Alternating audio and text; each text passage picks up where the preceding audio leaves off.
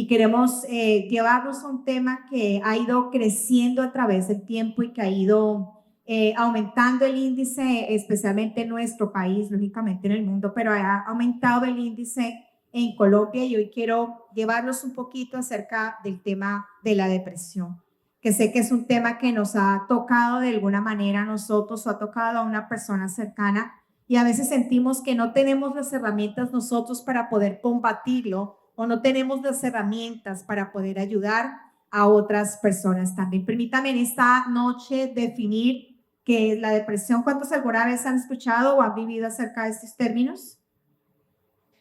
Ah. Desde el 2010 se dicen las estadísticas de Colombia que el 44,6% ha venido el incremento entre adolescentes y primera etapa de la juventud, entre los 13 y 28 años.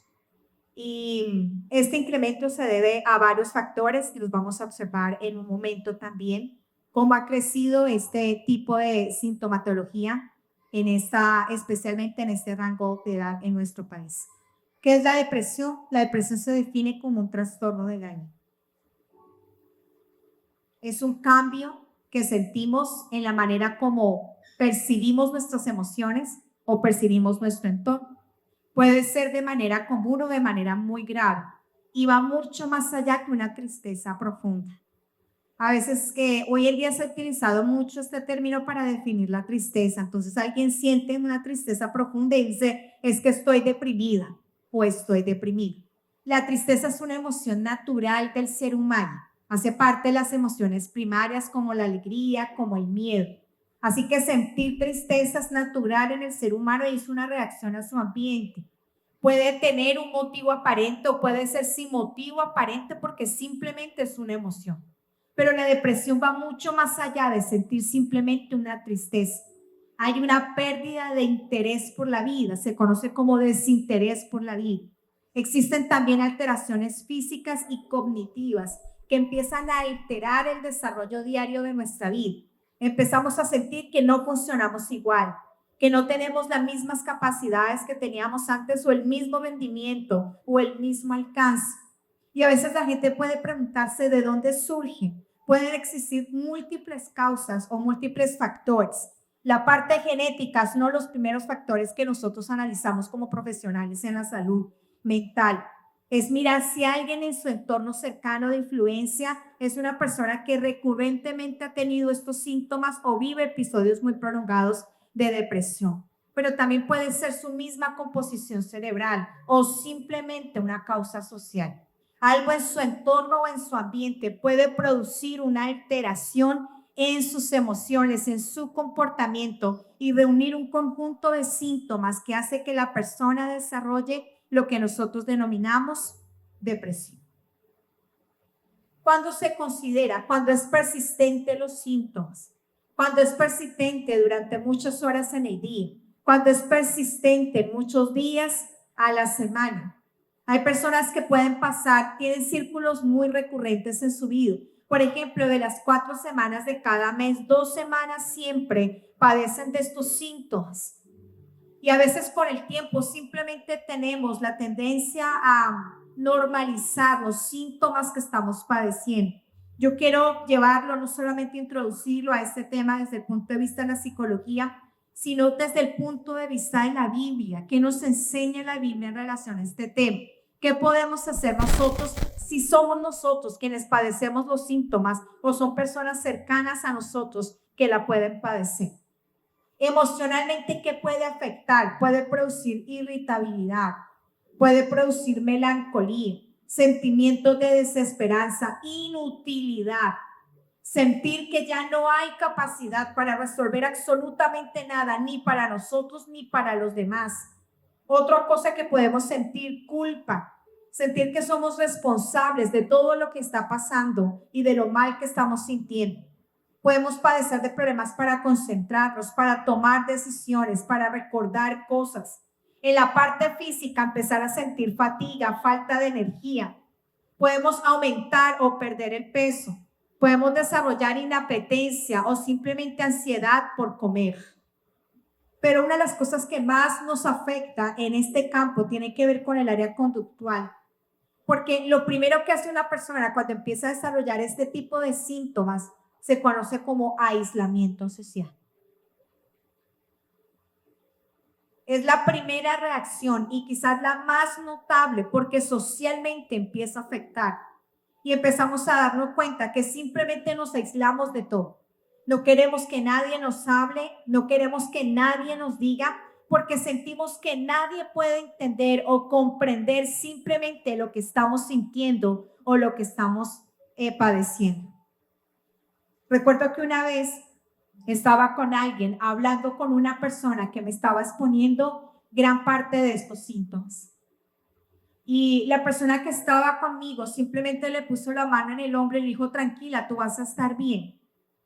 Una de las primeras cosas que necesitamos eliminar cuando alguien viene a nosotros, porque lo que hace una persona cuando empieza a sentir este tipo de desesperanza o este tipo de tristeza profunda o una sobrevaloración del pensamiento o simplemente podemos tener una percepción de la realidad de una manera exagerada. Por ejemplo, un problema que es pequeño, simplemente podemos pensar o sentir que es demasiado grande y que no hay en nosotros capacidad para llevarlo a cabo o para salir de él o para sobreponernos a él.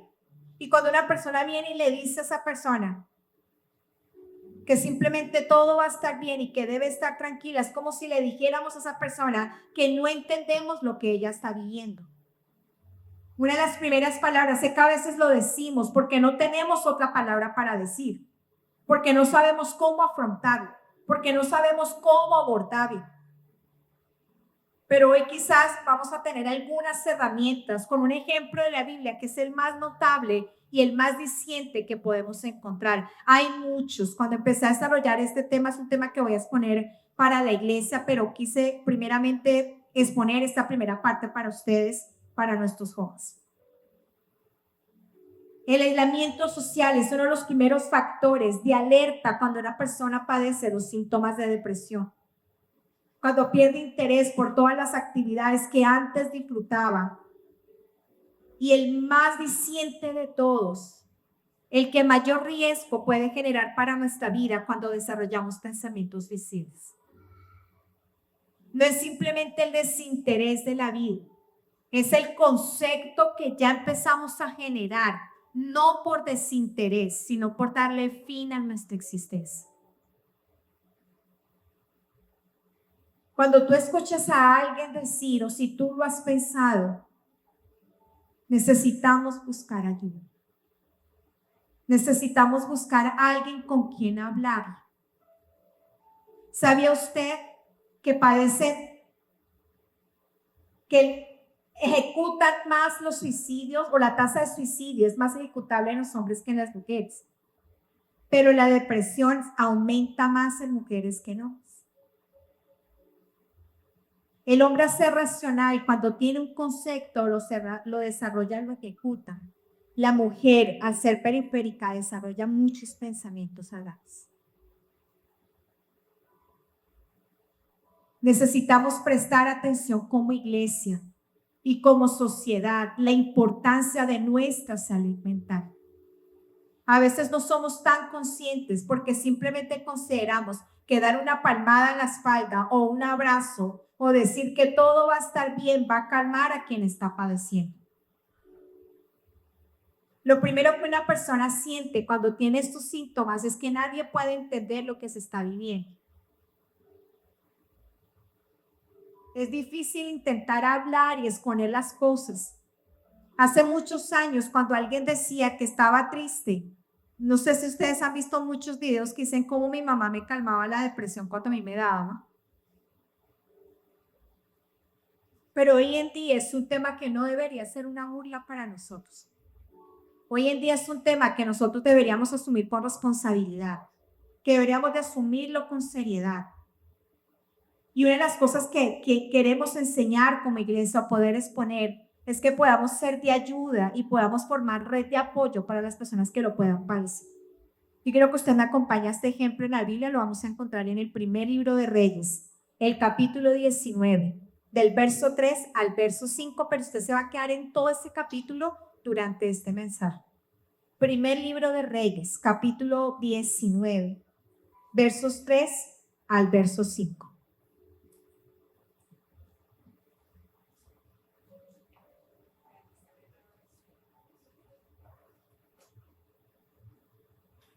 No sé quién está Héctor, lo puedes poner en la Reina Valera. Bueno, dice así.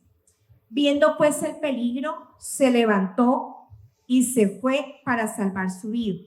Y vino a Berseba, que está en Judá, y dejó allí a su criado. Y él se fue por el desierto un día de camino, y vino y se sentó debajo de un enebro, y deseando morir se dijo: basta ya, oh Jehová, quítame la vida, pues no soy yo mejor que mis padres. Le voy a parafrasear esta historia.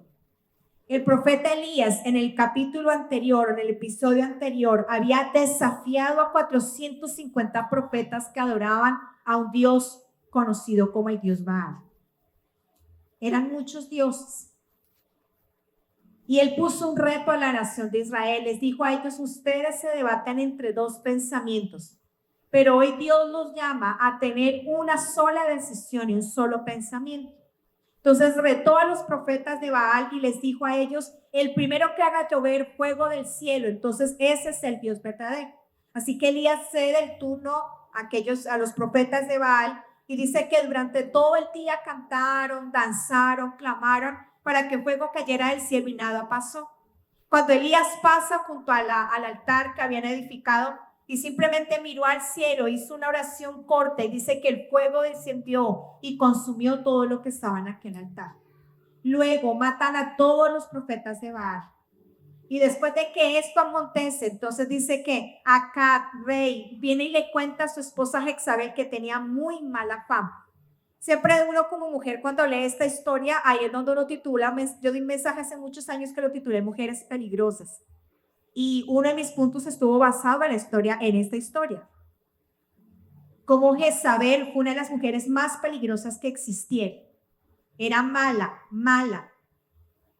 Y hablé acerca del peligro que tenemos, o que todas las mujeres podemos desarrollar al utilizar mal la influencia que Dios nos ha dado. La mujer tiene una capacidad de influencia súper especial, pero nosotras necesitamos darle uso o para bien, o muchas pueden darle uso para mal.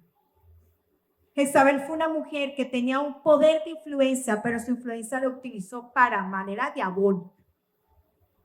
Y dice que cuando Jezabel se enteró, entonces manda a amenazar a Elías. Y le dice a Elías: de aquí a mañana entregaré tu cuerpo a las aves del cielo. Y dice que Elías tuvo mucho miedo. Y especialmente en este capítulo 19, dice que Elías, viendo el peligro, se levantó y se fue para salvar ¿a quién? Para salvar su vida. Pero me impacta el verso número 3, que es lo primero que quiero hablar. Dice: y vino a Berseba, que está en Judá, y dejó allí a su criado.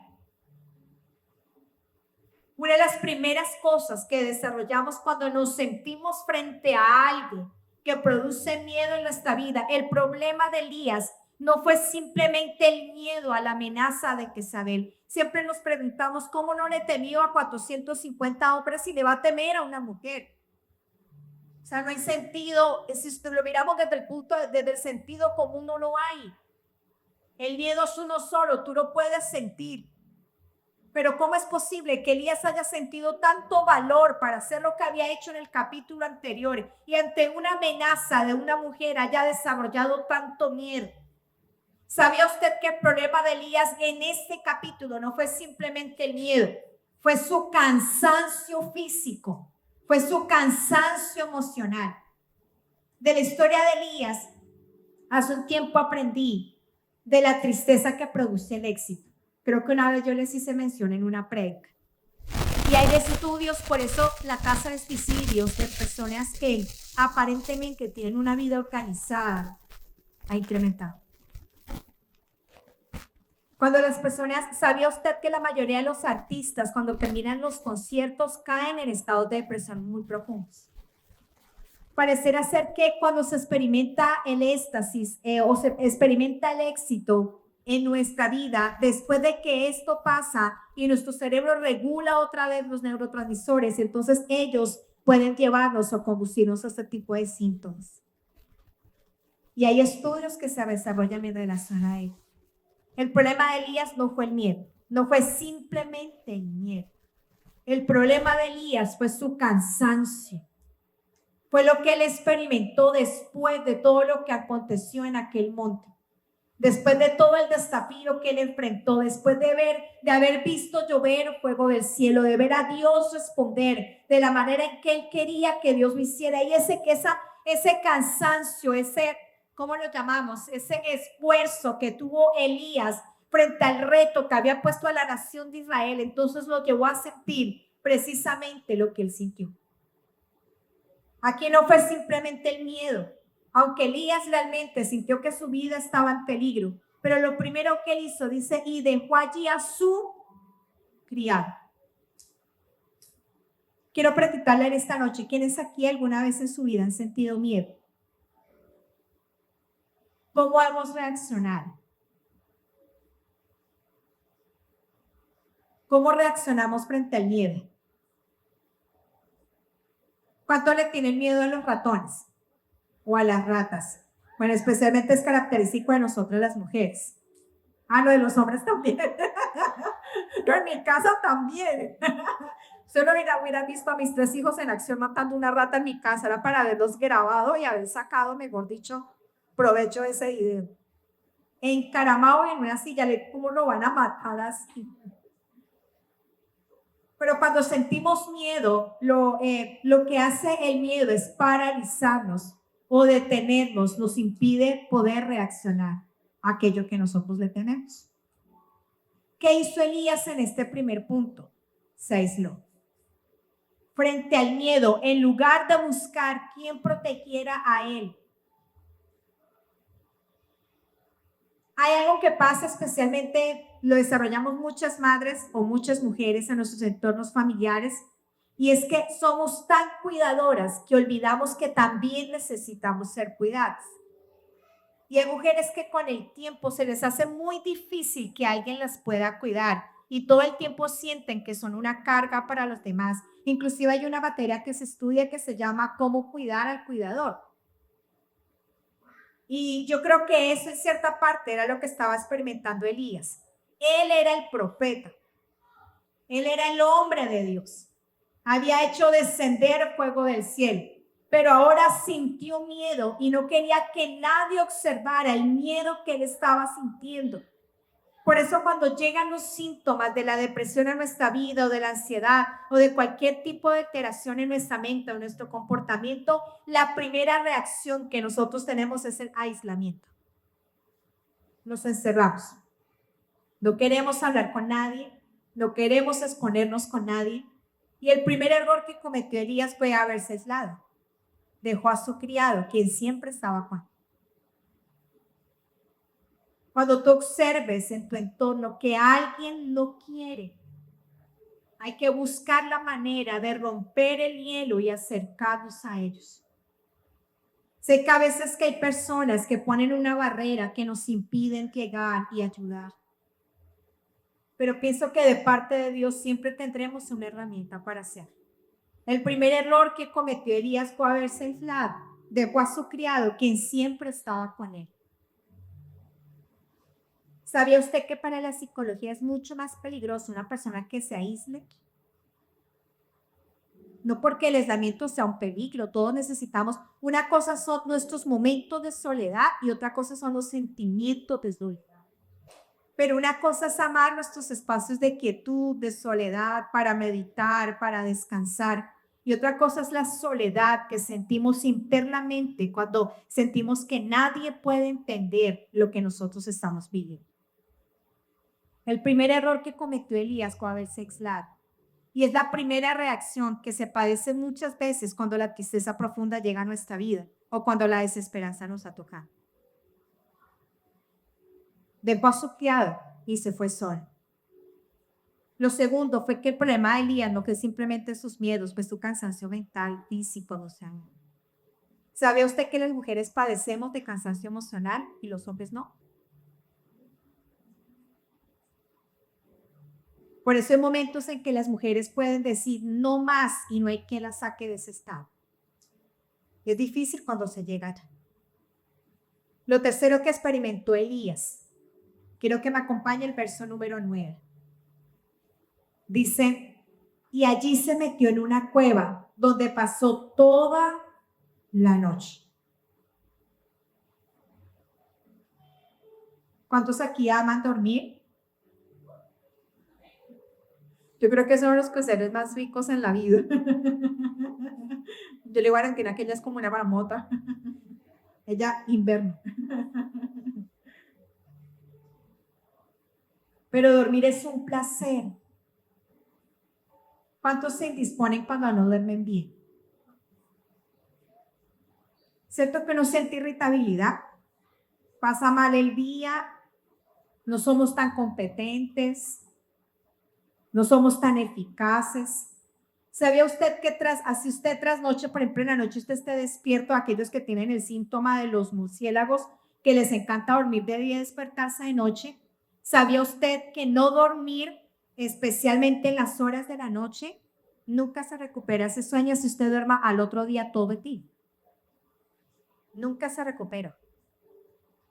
Existen estudios a relación al sueño y la importancia que tiene el sueño. Cuando nosotros como profesionales en la salud mental tratamos, por ejemplo, el caso de la depresión, una de las primeras cosas que necesitamos entrar a regular en las personas es su estado de sueño. Se puede acostarse, pero nosotros tenemos una etapa en el sueño donde alcanzamos el sueño profundo, que es lo que nos permite reparar. Y si no se alcanza, aquellos que les encanta dormirse a las 3 de la mañana, pues están perdiendo una gran parte de ese sueño profundo que les permite repararnos. Digo que yo tengo el efecto gallina, a mí me gusta acostarme temprano y madrugar.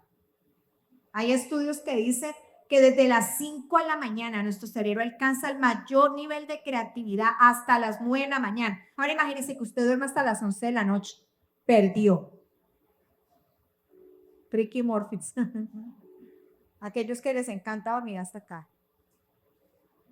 El problema no es simplemente eso, el problema es que tanto tiempo yo dedico a descansar, a dormir.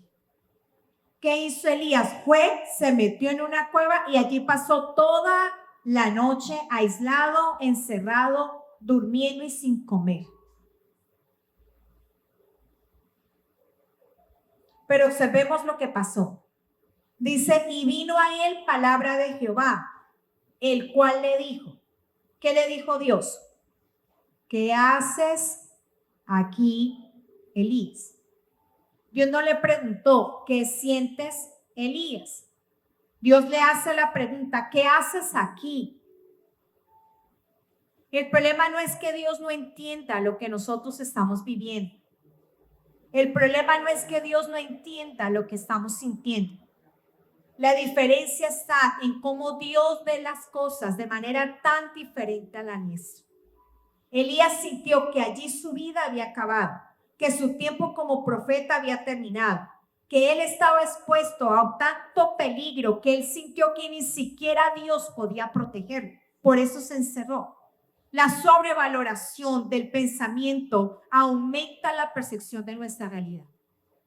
¿No sé si usted alguna vez le ha pasado cuando siente miedo en relación a algo? Voy a contarles algo.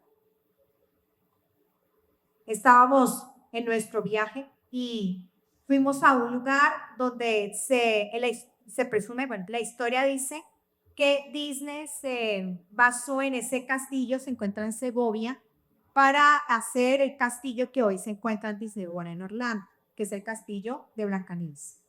Y literal, es el mismo.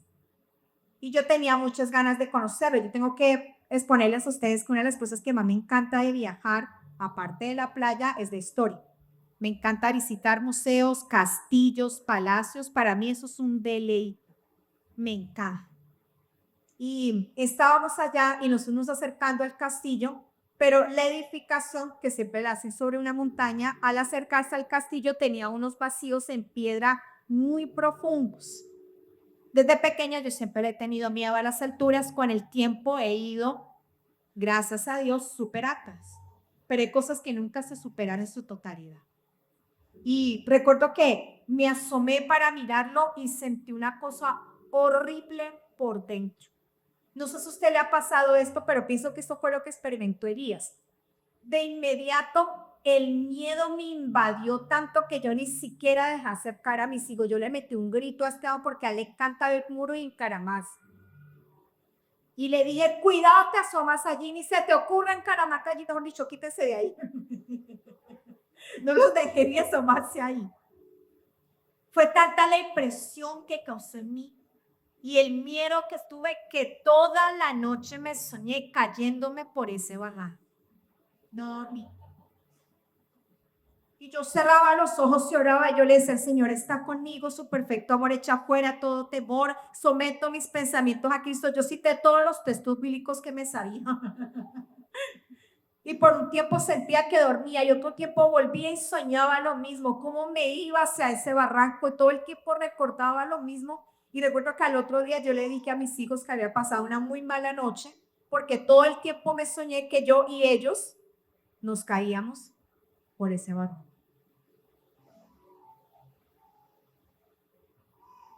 A veces esos miedos nos llevan a desarrollar esos pensamientos. ¿Cuántos han experimentado algo así?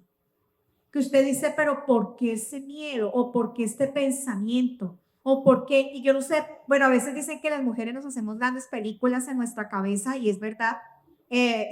Por eso nos encantan las novelas. Nosotros nos encanta recrear historias en nuestra mente de cosas que sabemos, conocemos o leemos.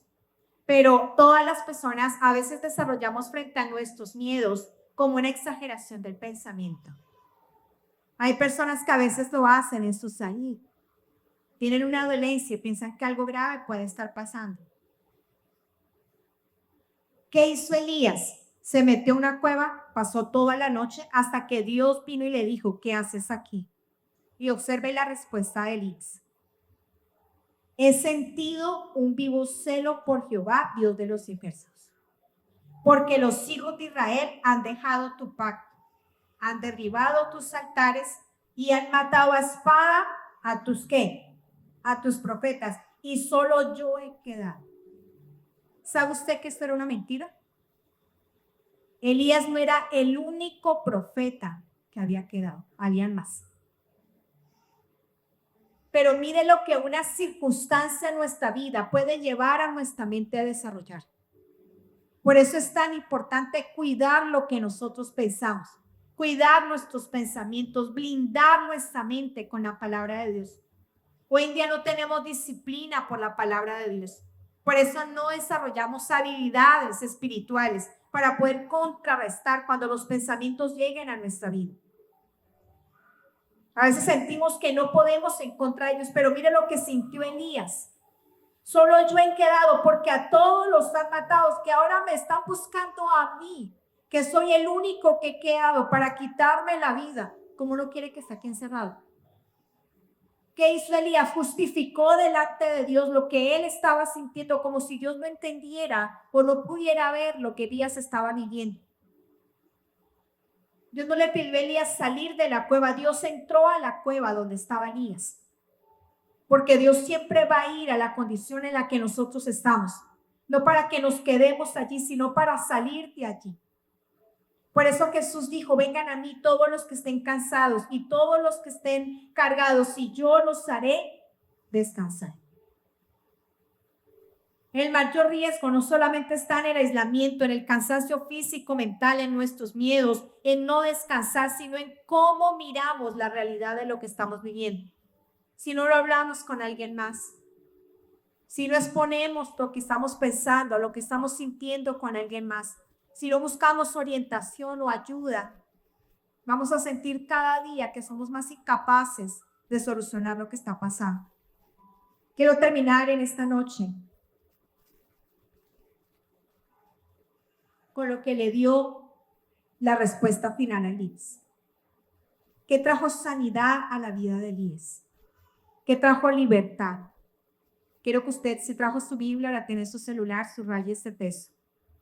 El verso 15 dice, y le dijo Jehová, ve y vuélvete por tu camino por el desierto de Damasco, y llegarás, y ungirás a Hazael por rey de Siria. Luego a Jehú, hijo de Nimsi, ungirás por rey sobre Israel.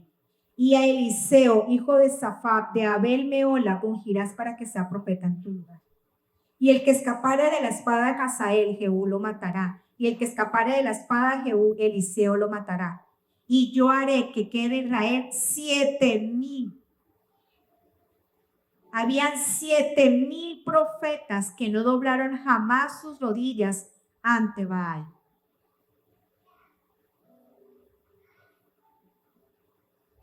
¿Qué diálogo estableció Dios con Elías? Porque el primer paso para salir de la depresión es hablar. El diálogo que Dios tuvo con Elías fue conciso y fue directo.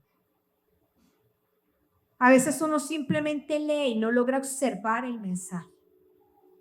Pero el mensaje que Dios le estaba dando a Elías era que él no podía continuar solo la labor que estaba haciendo. Necesitaba una red de apoyo. Por eso le dice Elías, ve y unge a él, y unge a él, y unge a él, para que ellos hagan un equipo y tú nunca más te sentirás solo. El problema en nuestra vida es pretender caminar solo siempre. Mira a la persona que tiene a su lado y dile, Dios no nos diseñó para estar solos. Fue tanto que cuando Dios vio al hombre solo en el huerto, la expresión que Dios utilizó fue, no es bueno que el hombre esté solo. Por eso es que usted dice, mejores son dos que uno. Dios nos diseñó para la compañía. Dios nos diseñó para estar juntos. Una de las cosas más importantes y el mejor regalo que usted se puede dar y que le puede dar a su salud mental, fuera de tener a Dios como su Señor y su Salvador, tener la palabra de Dios, que es la mayor verdad de nuestra vida y nuestra única verdad que puede liberarnos, es que podamos hacer comunidad, que podamos rodearnos, que no estemos solos. En los momentos más difíciles de mi vida, me ha sostenido Dios y las personas y han estado cerca. Sentir el apoyo de personas, sentir que no estamos solos, que hay alguien que puede orar por ti, que puede visitarte, que puede darte un consejo, que puede simplemente acompañarte. Es lo que necesitamos como terapia en nuestra vida.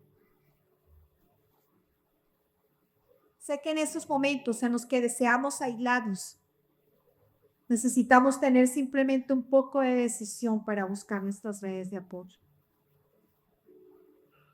No se sienta mal si lo necesitamos.